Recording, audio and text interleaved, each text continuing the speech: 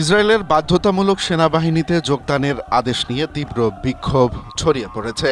দেশটির রুট 4 মহাসড়কে এ নিয়ে এক চরম উত্তেজনাকর পরিস্থিতির সৃষ্টি হয়েছে। ইসরায়েলের সেনাবাহিনীতে যোগ দেওয়ার সরকারি আদেশের বিরুদ্ধে আবারও রাস্তায় নেমে এসেছেন শত শত কট্টরপন্থী হারিদি ইহুদি সম্প্রদায়ের লোকজন। দেশটিতে 18 বছর হলেই সবার জন্য সেনাবাহিনীতে যোগ দেয়া বাধ্যতামূলক, কিন্তু গত কয়েক দশক ধরে হারিদি সম্প্রদায়ের লোকজন এক্ষেত্রে বিশেষ ছাড় পেয়ে আসছিলেন। তারা মনে করেন ধর্মীয় শিক্ষা আর প্রার্থনাই দেশের আসল নিরাপত্তা।